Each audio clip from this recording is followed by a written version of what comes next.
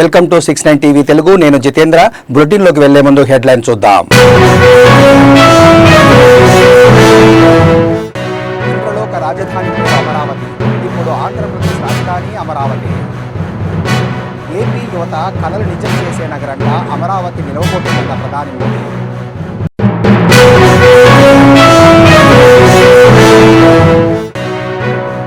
రాజధాని అమరావతి నిర్మాణాన్ని 3 ఏళ్లలో పూర్తి చేస్తామన్న ఏపీ సీఎం. గత ప్రభుత్వం 5 ఏళ్ల పాటు అమరావతిని పూర్తిగా విధ్వంసం చేసిందన్న చంద్రబాబు.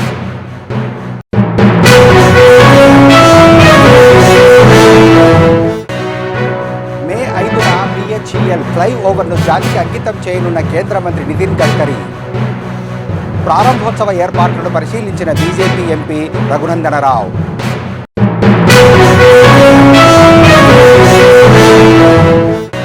రాజకీయ స్థిరత్వాన్ని దెబ్బతీసే లక్ష్యంతో నటులు రహస్య శక్తులతో చేతులు కలుపుతున్నారు. ఆన్లైన్ జూదము ఆర్థిక ప్రమాదాలే కాదు, జాతీయ భద్రతకు ముప్పన్న అభయ్ రాజ్ మిశ్రా.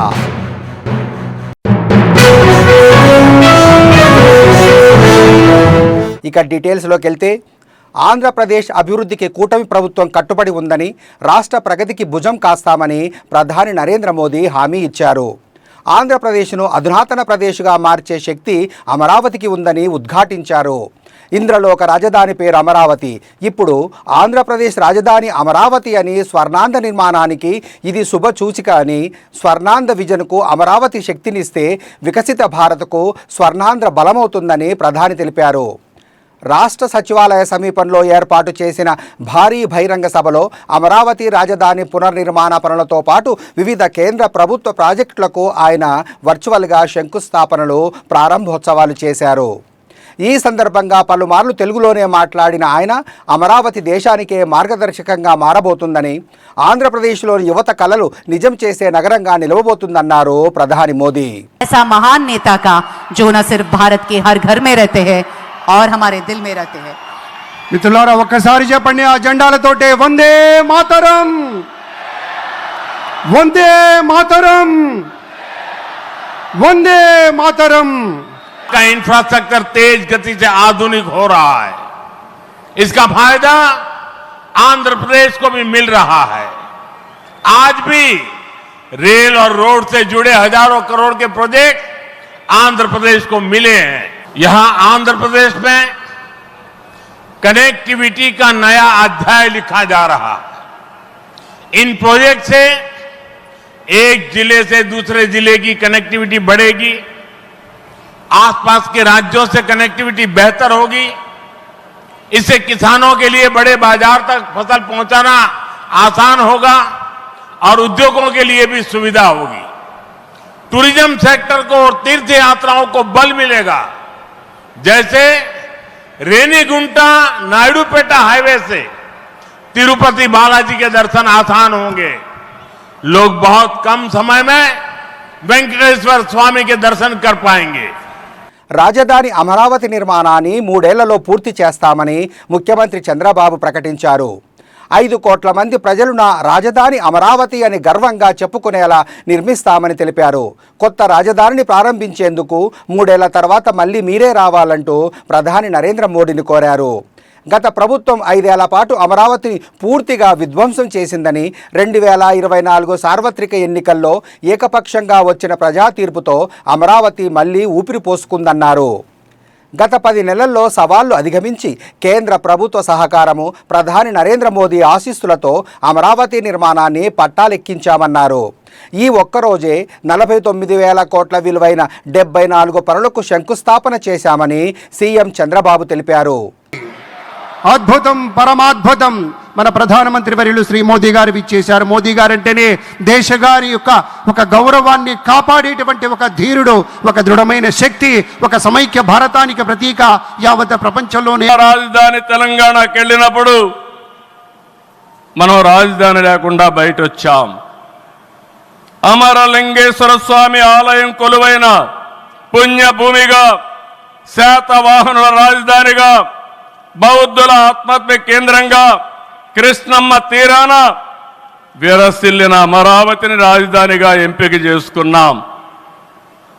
అమరావతి కేవలం ఒక నగరం కాదు, 5 కోట్ల ప్రజల సెంటిమెంట్. సంగారెడ్డి జిల్లా పటాన్చెరు నియోజకవర్గంలోని BHEL చౌరస్తాలో నిర్మించిన ఫ్లైఓవర్ను సోమవారం కేంద్ర మంత్రి నితిన్ గడ్కరీ చే ప్రారంభించనుండటంతో మెదక్ ఎంపీ రఘునందన్ రావు సంబంధిత అధికారులతో కలిసి పరిశీలించారు. ఈ సందర్భంగా ఆయన మాట్లాడుతూ కొన్ని దశాబ్దాలుగా నెలకొన్న ట్రాఫిక్ సమస్యను పరిష్కరించేందుకు ప్రధానమంత్రి మోదీ నాయకత్వంలో ముంబై టు హైదరాబాద్ జాతీయ ప్రధాన రహదారి అయిన BHEL చౌరస్తాలో 200 కోట్ల రూపాయలతో ఫ్లైఓవర్ నిర్మాణం జరిగిందన్నారు. సోమవారం కేంద్ర మంత్రి నితిన్ గడ్కరీ చే ప్రారంభం కాగానే జాతికి అంకితం చేసి పూర్తి స్థాయిలో అందుబాటులోకి తెస్తామన్నారు.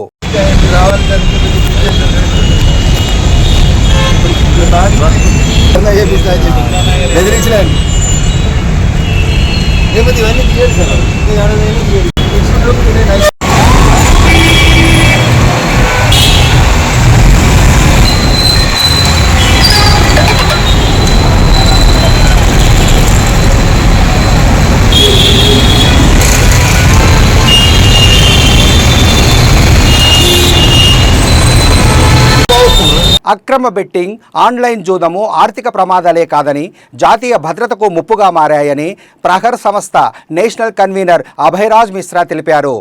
దేశ సార్వభౌమత్వాన్ని, రాజకీయ స్థిరత్వాన్ని దెబ్బతీసే లక్ష్యంతో నటులు రహస్య శక్తులతో చేతులు కలుపుతున్నారని ఆయన ఆరోపించారు.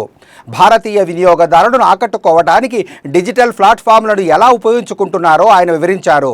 తెలంగాణలో ఆన్లైన్ జూదంతో ముడిపడి ఉన్న సైబర్ నేరాలు 2020-2025 మధ్య 800% పెరిగాయని అభయరాజ్ మిశ్రా తెలిపారు.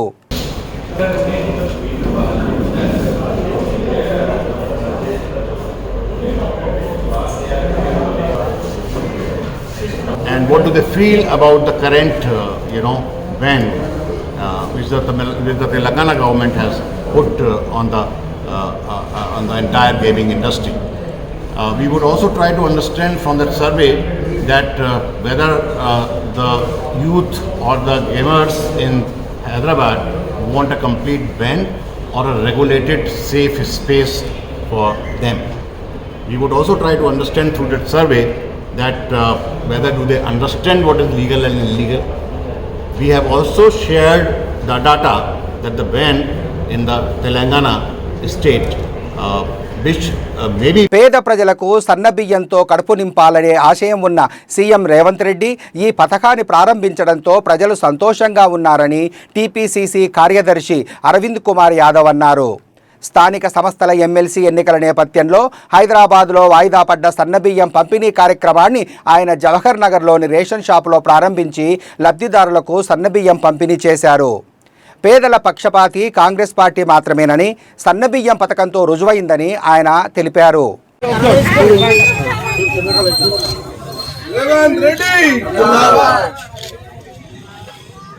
రేవంత్ రెడ్డి నాయకత్వం, రేవంత్ రెడ్డి నాయకత్వం, కాంగ్రెస్ పార్టీ, అరవింద్ అన్న, అరవింద్ అన్న, అరవింద్ అన్న, ఇక్కడికి వెళ్ళి తీసుకోవాలి అన్న. ఈ సంచిట్లో పట్టుకో, పట్టుకోమ్మా, సంచి తీసుకున్నట్టు పట్టుకో, నువ్వు పట్టుకో, పట్టుకున్నట్టు నిలబడి.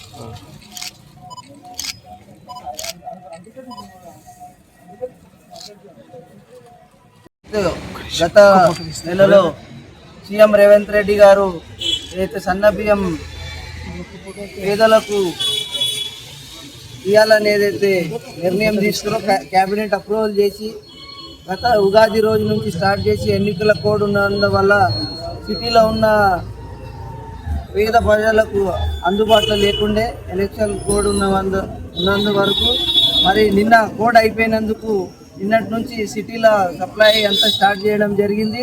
మళ్ళీ ఈరోజు ముషీరాబాద్ కాన్స్టిట్యున్సీలో గుర్రం శంకర్ అన్న మన డివిజన్ ప్రెసిడెంట్ అభిషేక్ కెనడీ గారు ఆధ్వర్యంలో ఈరోజు గాంధీనగర్ మేడం గారు కంటెస్టెడ్ కార్పొరేటర్ వారి ఆధ్వర్యంలో ఇంకా అందరూ సీనియర్ కార్యకర్తలు, బ్లాక్ అధ్యక్షులు, మరి అందరు యువజన కాంగ్రెస్ అందరు ఆధ్వర్యంలో ఈరోజు ఏదైతే రేషన్ షాప్కి వచ్చి ప్రజలకు తెలుపుకోవడం జరిగింది. వాళ్ళు ఎంతో సంతోషంగా ఉన్నారు. ఏదైతే సన్న బియ్యం ఇవ్వడం జరిగింది అది ఎన్నో రోజుల నుంచి గరీబోళ్ళు కానీ ఈరోజు గరీబోలు కాకుండా గరీబోల అతీతంగా కూడా అందరు వచ్చి రేషన్ షాప్ల ముందు నిలబడి ఏదైతే సన్న బియ్యం తీసుకుంటారో అది రేవంత్ రెడ్డి గారికి ఆ ఘనత చెందుతుంది. మా ముఖ్యమంత్రి గారు మాదైతే కాంగ్రెస్ ప్రభుత్వం, ముఖ్యమంత్రి రేవంత్ రెడ్డి గారు ప్రభుత్వం ఏదైతే ఉందో అది పేదల ప్రభుత్వం అని ఈరోజు ఏదైతే ఉందో అది ప్రూవ్ అయింది. ఇదే విధంగా రాబోయే కాలంలో ఇంకా ఇట్లాంటి ఎన్నో గరీబోల స్కీములు తీసుకొచ్చి ప్రజల మధ్య వెళ్తామని ఈరోజు మీడియా ముఖంగా తెలుపుకుంటున్నాం. జై కాంగ్రెస్. దేశవ్యాప్తంగా జనగణనతో పాటు కులగణన కూడా చేయాలని కేంద్ర ప్రభుత్వం తీసుకున్న నిర్ణయం హర్షించదగ్గ విషయమని మేడ్చల్ మల్కాజ్గిరి కాంగ్రెస్ పార్టీ అధ్యక్షులు సింగిరెడ్డి హరివర్ధన్ రెడ్డి అన్నారు. కేంద్ర ప్రభుత్వం ఈ నిర్ణయం తీసుకోవడానికి ముఖ్య కారణం రాహుల్ గాంధీ అని, భారత్ జోడో యాత్రలో ప్రజలు ఇచ్చిన వినతుల సందర్భంగా రాహుల్ గాంధీ కులగణన చేయాలని నిర్ణయం తీసుకున్నారని తెలిపారు. దీంతో తెలంగాణలో సీఎం రేవంత్ రెడ్డి కులగణన చేపట్టి ఆదర్శంగా నిలవడంతో కేంద్రం కూడా దేశవ్యాప్తంగా కులగణన చేపట్టాలని నిర్ణయించడంతో బీసీలు సంతోషం వ్యక్తం చేస్తున్నారని ఆయన తెలిపారు.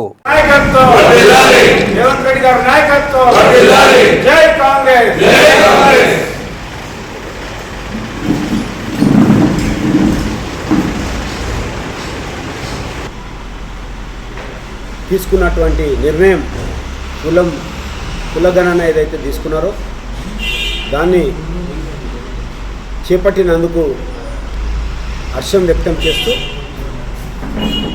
ముఖ్యంగా ఈ కులగణన కేంద్రంలో ఉన్నటువంటి ప్రభుత్వం తీసుకోవడానికి ముఖ్య కారణమైనటువంటి మా ప్రియతమ నేత శ్రీ రాహుల్ గాంధీ గారు ఆయన భారత్ జోడో యాత్ర ద్వారా భారతదేశ వ్యాప్తంగా పాదయాత్ర 4000 కిలోమీటర్లు చేస్తున్న సందర్భంగా వివిధ వినతులు వచ్చిన సందర్భంగా ఆయన కులగణన చేయాలి, ఏ కులం ఎంతుండ్రో వాళ్ళకంత దక్కాలి అనేటువంటి నినాదంతో ఆయన ముందుకు పోవడం జరిగింది. మా నేత రాహుల్ గాంధీ గారు తీసుకున్న నిర్ణయాన్ని భారతదేశంలో తెలంగాణ రాష్ట్రం, మా ముఖ్యమంత్రి రేవంత్ రెడ్డి గారు, మా మంత్రివర్గం మొట్టమొదటగా ఫస్ట్ సారి తెలంగాణ నుంచే మొదలైంది. మరి ఆనాడు బీజేపీ వాళ్ళు కూడా కించపరిచినట్టు మాట్లాడారు. టీఆర్ఎస్ పార్టీ వాళ్ళైతే అధినాయకులే వాళ్ళు కులగణనలో పాల్గొనలేదు. మరి ఈనాడు మా రాహుల్ గాంధీ గారి నిర్ణయం తెలంగాణలో మొట్టమొదటగా చేపట్టినటువంటి కులగణన ఒక సాంప్రదాయ పద్ధతిలో రాజ్యాంగానికి అనుగుణంగా చేపట్టి ఈరోజు దేశానికే ఒక ఆదర్శంగా నిలిచినటువంటి మన తెలంగాణ. మరి పార్లమెంట్లో కూడా రాహుల్ గాంధీ గారు చెప్పడం జరిగింది. ఈనాడు మనం తెలంగాణలో అసెంబ్లీలో కూడా ప్రవేశపెట్టి బిల్లు పాస్ చేసుకొని కేంద్ర ప్రభుత్వాన్ని పంపించడం జరిగింది. మరి ఈ కార్యక్రమం చేపట్టినటువంటి మన కాంగ్రెస్ పార్టీ, ఈ కార్యక్రమం చేపట్టినటువంటి మన రాహుల్ గాంధీ, ఆ చేపట్టినటువంటి కార్యక్రమాన్ని తెలంగాణలో ఇంప్లిమెంట్ చేసి ప్రజలకు అందించినటువంటి ఘనత మా ముఖ్యమంత్రి రేవంత్ రెడ్డి గారికి, అదేవిధంగా మా పిసిసి అధ్యక్షుడు మహేష్ కుమార్ గౌడ్ గారికి. మరి ఈనాడు ఈ తీసుకున్నటువంటి కులగణన, అదేవిధంగా కాంగ్రెస్ పార్టీ తీసుకున్నటువంటి ఎస్సీ డిక్లరేషన్, మాలా మాదిగను ఏ విధంగా ఎంతుండ్రో వాళ్ళకు అంత దక్కాలనేటువంటి ఉద్దేశంతో తీసుకున్నటువంటి ఈ 2 విజయాలు తెలంగాణ నుంచే మొదలైనవి. అది కాంగ్రెస్ పార్టీ అధికారంలో ఉండి ఒక బీసీలకు ఎస్సీలకు న్యాయం చేసినటువంటి ఘనత కాంగ్రెస్ పార్టీకి, తెలంగాణ కాంగ్రెస్ ప్రభుత్వానికి దక్కింది. మరి రాహుల్ గాంధీ గారు చెప్పిన విధంగా ఎలాంటి తప్పులు చేయకుండా తెలంగాణలో ఏ విధంగా అయితే జరిగిందో అదేవిధంగా భారతదేశ వ్యాప్తంగా కూడా చేసి, మరి ఆల్రెడీ తెలంగాణలో బిల్లు పాస్ అయింది, పార్లమెంట్కి వెళ్ళింది కాబట్టి మొట్టమొదటగా ఆ బిల్లును పార్లమెంట్లో ప్రవేశపెట్టి 9th షెడ్యూల్ ప్రకారం దాన్ని తీసుకొని ఒక ఆదర్శంగా ఇమ్మీడియట్గా చేసినట్టయితే మా తెలంగాణలో లోకల్ బాడీ ఎన్నికలు కూడా ఉన్నాయి. మరి దాన్ని ఇంప్లిమెంట్ చేసుకోవడానికి న్యాయబద్ధంగా చట్టబద్ధంగా మాకు అధికారం ఉంటుంది. మరి దీన్ని వెంటనే పార్లమెంట్లో బిల్లు పాస్ చేసి మరి చేయాలని కాంగ్రెస్ పార్టీ ద్వారా మేము కోరుకుంటూ, రాహుల్ గాంధీ గారికి బీసీలందరూ కూడా, ఎస్సీలందరూ కూడా మరి భూమి ఉన్నంత వరకు, భారతదేశం ఉన్నంత వరకు ఎవ్వరు కూడా మర్చిపోవద్దని, ఏది చెప్పినా కాంగ్రెస్ పార్టీ బడుగు బలహీన వర్గాల కోసమే ఉంటుందని తెలియజేస్తూ, మరి మేము ఎల్లవేళలా అందరం కూడా కాంగ్రెస్ పార్టీ తరఫున మేము రాహుల్ గాంధీ గారికి, మా ముఖ్యమంత్రి గారికి కృతజ్ఞతలు తెలియజేస్తూ ఉన్నాం. అదేవిధంగా మేము జై బాపు, జై భీమ్, జై సంవిధాన్ పేరుతో కార్యక్రమాలు నిర్వహిస్తూ మరి రాజ్యాంగాన్నే మార్చే విధంగా చేస్తున్నటువంటి బీజేపీకి బుద్ధి చెప్పడానికే ఈ కార్యక్రమాలు చేస్తూ ఉన్నాం. దీని కొనసాగింపుగా దీన్ని అదేవిధంగా కొనసాగిస్తూ మరి బీసీలకు చేసినటువంటి ఈ కార్యక్రమాన్ని మేము ఎల్లవెల్లలా మరవమని, కాంగ్రెస్ పార్టీకి ప్రజలందరూ కూడా అండగా ఉండాలని మేము మేడ్చల్ జిల్లా కాంగ్రెస్ పార్టీ తరఫున డిమాండ్ చేస్తాం. ఆర్టీసీ కార్మికులపై వేధింపులు, కక్ష సాధింపులు ఆపాలని, పెంచుతున్న పనిభారాన్ని తగ్గించాలని, 2021 సంవత్సరం వేతన సవరణ చేయాలని డిమాండ్ చేస్తూ ఎస్డబ్ల్యూయు ఐఎన్టీయూసీ ఆధ్వర్యంలో శనివారం చలో బస్ భవన్ కార్యక్రమం చేపట్టనున్నారు. 2000 మంది ఉద్యోగులు ఈ చలో బస్ భవన్ కార్యక్రమంలో పాల్గొననున్నారని ఐఎన్టీయూసీ జనరల్ సెక్రటరీ రాజిరెడ్డి తెలిపారు. ఆర్టీసీ కార్మికుల న్యాయమైన డిమాండ్లను యాజమాన్యం వెంటనే పరిష్కరించకుంటే ఆందోళన ఉధృతం చేస్తామని ఈ సందర్భంగా ఆయన హెచ్చరించారు. ఆర్టీసీ కార్మిక సోదరులు నిత్యము క్షేత్రస్థాయిలో ఎదుర్కొంటున్న సమస్యలపైన చలో బస్ భవన్ కార్యక్రమం ఏర్పాటు చేయడం జరిగింది. వేధింపులు, కక్ష సాధింపులు, పనిభారాల పెంపు, ప్రమోషన్లు ఇవ్వకుండా ఓడిలో జూనియర్ చేపించడము, కేఎంపీఎల్ ఈపీకే పేరుపైన వేధింపులు, అలాగే లీవ్లు ఇవ్వకపోవడము, డబుల్ డ్యూటీ చేసిన లీవ్లు ఇస్తామనడము, ఐఓడి ఆన్ డ్యూటీ ఇంజనీర్ అయితే ఐఓడి ఇవ్వకపోవడము, సరైన రన్నింగ్ టైం ఇవ్వకపోవడము, డ్యూటీకి రిపోర్ట్ చేస్తే వివిధ కారణాల వలన బస్సులు అయితే ఆధార ఇవ్వకపోవడము, ఇలాంటి క్షేత్రస్థాయిలో అధికారులు, సూపర్వైజర్ల వేధింపుల్ని తక్షణం ఆపాలని చెప్పి, మరియు దీర్ఘకాలంగా పెండింగ్ ఉన్న సమస్యలపైన 2021 పే స్కేలు, విలీనము, ఉద్యోగ భద్రత, అలాగే యూనియన్ రెస్టోర్ చేయాలి, కారుణ్యమక రెగ్యులర్ ప్రాతిపదిక ఇవ్వాలి, వీటితో పాటు రిటైర్మెంట్ అయిన వారి సమస్యలు పరిష్కరించాలి. వీటిపైన చలో బస్ భవన్ కార్యక్రమం చేపట్టడం జరిగింది. మొత్తం డ్యూటీలో స్పెషల్ ఆఫ్ ఉన్న వాళ్ళు, వీక్లీ ఆఫ్ ఉన్న వాళ్ళు, లాంగ్ డ్యూటీ ఇన్కమ్ అయిన వాళ్ళు, నైట్ డ్యూటీ ఇన్కమ్ అయిన వాళ్ళు, సిటీలో ఫస్ట్ షిఫ్ట్ డ్యూటీ అయిపోయిన వాళ్ళు 20,000కు పైగా ఉంటారు. సమ్మె వరకు పోకుండా ప్రభుత్వం దృష్టికి సమస్యలు తీసుకుపోవాలంటే చలో బస్ భవన్లో 20,000 మంది కార్మికులు డ్యూటీ లేకుంటుంటారు కాబట్టి ఆ రోజు ఖచ్చితంగా బస్ భవన్ రావాల్సిన ఆవశ్యకత ఉందని మీ ద్వారా తెలియజేస్తున్నా. వికారాబాద్ జిల్లా ఎక్సైజ్ కార్యాలయంలో సీనియర్ అసిస్టెంట్గా పనిచేస్తున్న శ్రీధర్ లంచం తీసుకుంటూ ఏసీబీకి చిక్కారు. మే 2వ తేదీన సాయంత్రం రంగారెడ్డి యూనిట్ ఏసీబీ అధికారులు ఆయన లంచం తీసుకుంటుండగా పట్టుకున్నారు. ఓ ఫిర్యాదుదారుడి టీఏ బిల్లును ప్రాసెస్ చేయడం కోసం 8,000 డిమాండ్ చేశారని అధికారులు వెల్లడించారు. దీనితో సదర్ అధికారి తన విధిని అవినీతిగా నిర్వహించినట్టు నిర్ధారితమైంది. అనంతరం శ్రీధర్ను అరెస్టు చేసి హైదరాబాద్లోని నాంపల్లి స్పెషల్ జడ్జి కోర్టుకు హాజరుపరచనున్నారు.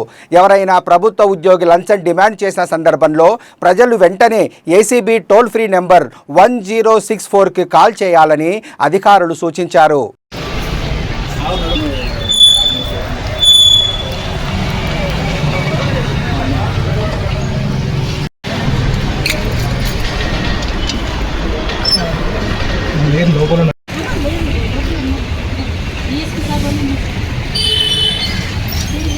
ఇక్కడ ఆఫ్టర్ నెగోషియేషన్స్ 8,000 రూపాయలు డిమాండ్ చేశారు. అంటే ఇక్కడ ఎవరు పట్టుబడ్డ వ్యక్తి సీనియర్ అసిస్టెంట్ టి శ్రీధర్ గారు అని చెప్పాను. ఇప్పుడు ఎవరైతే కంప్లైంట్ ఇచ్చారో ఆ కంప్లైంట్ పేరు నేను చెప్పదలుచుకోలేదు. యూజువల్గా మేము కంప్లైంట్ చెప్పట్లేదు. ఒకే ఎంప్లాయీ దగ్గర ఇప్పుడు మేము రికవరీ చేసింది అతని దగ్గర నుంచే రికవరీ చేశారు. తీసుకున్న దగ్గర టి శ్రీధర్ గారి దగ్గర నుంచి రికవరీ చేయాలి. ఇప్పుడు శాలరీస్ అంటే ఉద్యోగులు వాళ్ళే చేస్తారు. సార్ జిల్లాలో ప్రజలకు ఈ మహిళా సినీ నిర్మాతను మోసగించిన కేసులో అఘోరిని మోకిలా పోలీసులు ఇటీవల అరెస్టు చేసి జైలుకు తరలించిన విషయం విదితమే. అయితే 14 రోజుల రిమాండ్ ముగిసిపోవడంతో మరోసారి మోకిలా పోలీసులు అఘోరిని షాద్నగర్ కోర్టుకు తీసుకువచ్చారు. ఇక్కడ పోలీసులు అఘోరిని కోర్టులో ప్రవేశపెట్టడంతో న్యాయమూర్తి కొత్త రవి అఘోరికి రిమాండ్ విధిస్తూ మరో 14 రోజులు పొడిగించారు. దీంతో అఘోరిని చెంచల్గూడ జైలుకు తరలించారు పోలీసులు.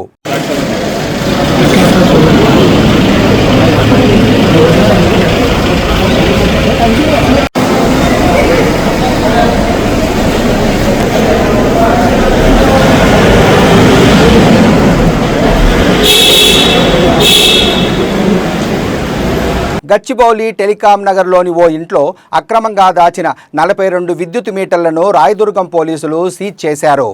రిలీజ్ అయిన సర్వీసులకు సంబంధించిన మీటర్లను అక్రమంగా దాచిన చెన్నకేశవరెడ్డి అనే వ్యక్తిపై కేసు నమోదు చేసి దర్యాప్తు చేస్తున్నామని సిఐ వెంకన్న తెలిపారు. ఇబ్రాహిం బాగ్ నిన్న మాకు కంప్లైంట్ ఇచ్చారు.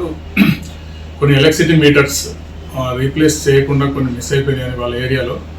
అందులో వాళ్ళు వెతుక్కుంటూ వస్తే మా టెలికాం నగర్ ఏరియాలో ఒక ప్లేస్లో వాళ్ళు కనిపెట్టారని.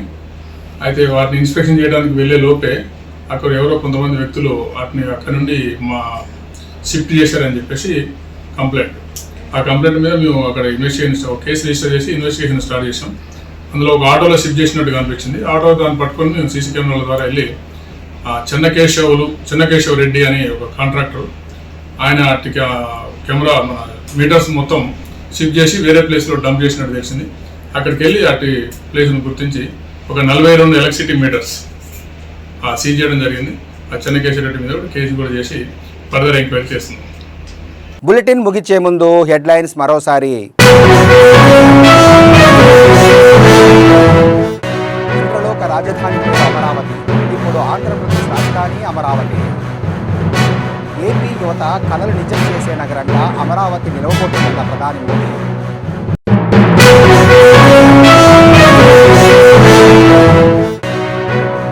రాజధాని అమరావతి నిర్మాణాన్ని 3 ఏళ్లలో పూర్తి చేస్తామన్న ఏపీ సీఎం.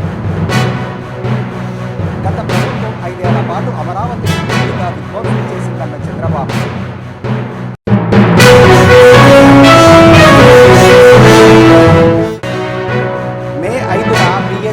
ఫ్లైఓవర్ను జాతికి అంకితం చేయనున్న కేంద్ర మంత్రి నితిన్ గడ్కరీ.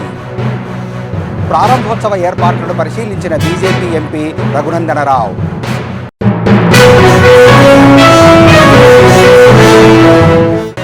రాజకీయ స్థిరత్వాన్ని దెబ్బతీసే లక్ష్యంతో నటులు రహస్య శక్తులతో చేతులు కలుపుతున్నారు. ఆన్లైన్ జూదము ఆర్థిక ప్రమాదాలే కాదు, జాతీయ భద్రతకు ముప్పన్న అభయ్ రాజ్ మిశ్రా.